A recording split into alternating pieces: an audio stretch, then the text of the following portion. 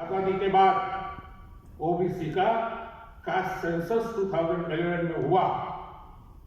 दोस्तों, वो काम 3 साल तक चला और तब मोदी गवर्नमेंट आई और तब से लेकर आज तक मोदी गवर्नमेंट वो आंकड़े, वो नंबर्स नहीं दे रही है। क्यों? क्योंकि वो जानते हैं कि अगर ओबीसी को पता चलेगा कि उनकी पॉपुलेशन मोर देन 52% है तो 27% जो आरक्षण दिया गया है उसकी डिमांड हो जाएगी 52% हमें आरक्षण मिलना चाहिए और बजट भी उतना ही मिलना चाहिए। हम मेहरबानी नहीं चाहते, हम हमारा हक चाहते हैं। जिसकी जितनी संख्या भारी उसकी उतनी भागीदारी। हम भागीदारी चाहते हैं, ये देश हमारा है और देश का टैक्स हम देते हैं, पैसा हम लाते हैं, because we are the creators, निर्माणकर्ता समाज है। और इसलिए मैं ये कहना चाहता हूं कि 2011 में जो सेंसस हुआ था, इकोनॉमिक, एजुकेशनल एंड कास्ट, उसमें जो 36 पॉइंट्स के आधार पर इंफॉर्मेशन कलेक्ट की गई थी, वो फॉर्म तैयार करने में टीम में मैं था। कौन कौन से मुद्दे थे, क्यों थे, उसका पॉलिसी एंड प्रोग्राम्स के लिए क्या उपयोग था, हम बात करेंगे। लेकिन उसके पहले मैं ये कहना चाहता हूं कि थोड़ा आधे मिनट में मैं आजादी के बाद जब संविधान लिखने का काम शुरू हुआ, हम सब जानते हैं कि महात्मा गांधी, पंडित नेहरू, वल्लभ भाई पटेल, राजेंद्र प्रसाद जी, मौलाना आजाद जी, इन सब लोगों का बहुत बड़ा योगदान रहा। डॉक्टर अम्बेडकर तो ड्राफ्टिंग कमेटी के चेयरमैन ही थे, लेकिन हम लोगों का ध्यान, मैं पंडित जी ने कॉन्स्टिट्यूएंट असेंबली में 13 दिसंबर 1946 को जो प्रस्ताव पढ़कर सुनाया था, जो कॉन्स्टिट्यूएंट असेंबली डिबेट्स के वॉल्यूम नंबर 1 पर प्रकाशित है, जिसमें उन्होंने कहा था कि हमारे संविधान का फाउंडेशन क्या होगा। उसमें उन्होंने कहा था ओबीसी को भी हम आरक्षण और उसके साथ साथ सोशल जस्टिस प्रोग्राम्स देंगे। क्या होगा उसका? क्या ये वादा निभाया गया जो कि कॉन्स्टिट्यूएंट असेंबली डिबेट में है? कॉन्स्टिट्यूएंट असेंबली में वचन दिया गया था, लिखित रूप में दिया गया था। क्या हुआ उसका? 340 आया, लेकिन 340 के बारे में खुद doctor Baba Saheb Ambedkar himself was not happy because I'll quote from his resignation letter. पीने की पानी की बात ही छोड़ो, बर्तन मांजना और कपड़ा धोने के लिए भी ओबीसी के हाथ का पानी नहीं चलता था। वो कालेंकर साहब थे, वो चेयरमैन थे और वो ऐसा लिखते हैं, लेकिन उनका रिपोर्ट 55 में आया, 2022 है। मैं नहीं पूछूंगा कि आप में से कितने लोगों ने पढ़ा है, नहीं पूछूंगा, क्योंकि और द सेफ्टी मैं आप सबने पढ़ा है ऐसा घोषित कर रहा हूं। दोस्तों, हमारा ज्ञान ही उनका कैपिटल है। वो हमारे अज्ञान के आधार पर जीते हैं। फिर मंडल, फिर विश्वनाथ प्रताप सिंह और उसके बाद आता है 2006, जब अर्जुन सिंह सरकार में थे, मनमोहन सिंह सरकार में हायर इंस्टीट्यूशंस में रिजर्वेशन का प्रावधान किया गया और स्कॉलरशिप का आज जो मुद्दा हम उठा रहे हैं उसके बारे में बात आती है। लेकिन और एक मुद्दा है और वो ये था, राजीव गांधी प्राइम मिनिस्टर जब थे तो उनका सपना था कि पंचायत राज में महिलाओं के लिए और ओबीसी के लिए कुछ करना है। इसलिए 73rd अमेंडमेंट, 74th अमेंडमेंट का विचार उन्होंने रखा और नरसिम्हा राव सरकार के कार्यकाल में अमेंडमेंट हुई। 243 आर्टिकल में पंचायत राज में ओबीसी को आरक्षण दिया गया।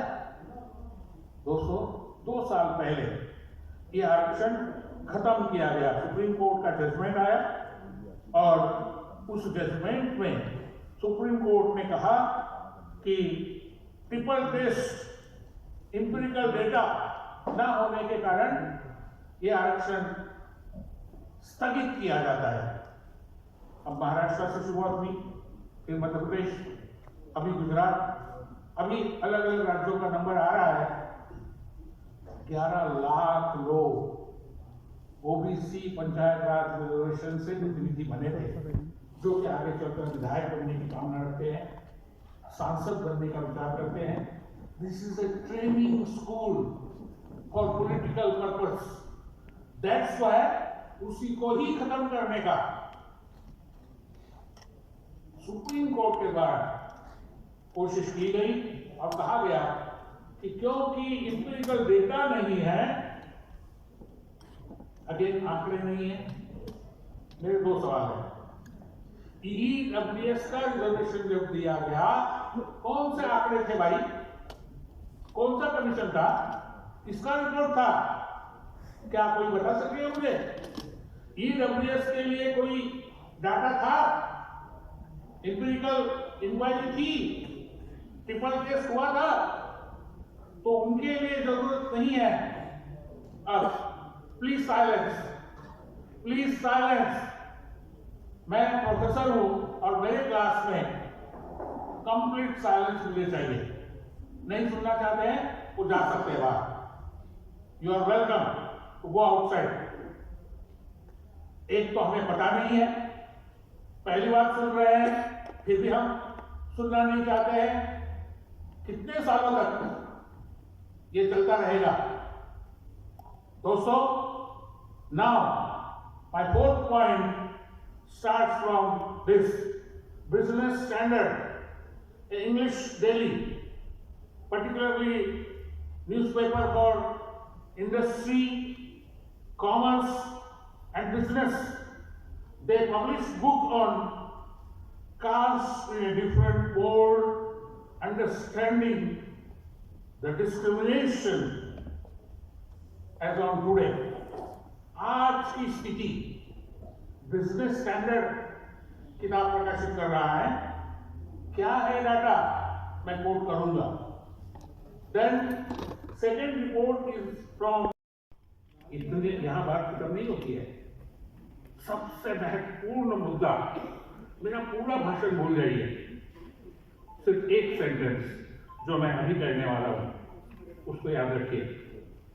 मोदी गवर्नमेंट ने हमारे साथ एक बहुत बड़ी धोखाधड़ी की है और वो ये है, आप बजट को पढ़िए। It is available on internet, it is open to all. पढ़ने के बाद आप पाओगे पॉइंट नंबर 50, 50.1, 50.2 एंड 50.3 आप पढ़िए। आपको वहां मिलेगा ओबीसी के लिए जो प्रावधान किया है, that is diverted to EWS. 2019 में ईडब्ल्यूएस का आरक्षण शुरू हुआ, जिसका जजमेंट अभी अभी आया, जिसको पढ़ के मैंने भाषण की शुरुआत की। दोस्तों, सवाल यह है कि ईडब्ल्यूएस को अगर आपको देना है तो हम खिलाफ नहीं है, हम चाहेंगे आप जरूर दे दो, लेकिन हमारे अपने बजट में से, जो हालांकि बहुत कम है, वो क्यों वहां डाइवर्ट कर रहे हो? ये किया है और I am sorry to tell you again, there is no debate, no discussion, no articles, nothing. OBC का स्कॉलरशिप क्यों नहीं मिल रहा है? क्योंकि पैसा ईडब्ल्यूएस को डाइवर्ट किया गया है। और एक बात है, आप कहोगे कि और एक और कितनी है सुनना पड़ेगा।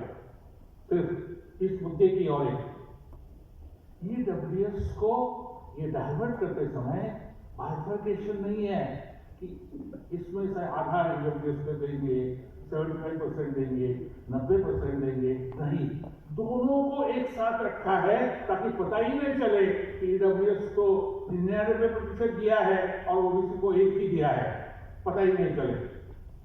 This is transparency, this is transparency for 52% of the people, majority of the people. हम लोग कौन लोग हैं? मराठी में निर्माणकर्ता समाज हम कहते हैं, creators. We are the creators, we are the artisans, we are the cultivators. हम इस देश पर बोझ नहीं है। We are not liabilities, we are the assets of the nation. हम देश बनाते हैं, हमने ताजमहल बनाया है, हमने वेलुला जिट्ठा बनाया है, हमने डैम बनाए हैं, खेती हम उगाते हैं, तो हम उपेक्षित क्यों? हमारा जो हिस्सा है वो हमसे छीना क्यों जाता है? पॉइंट इज दिस, हमारा ज्ञान उनका कैपिटल है।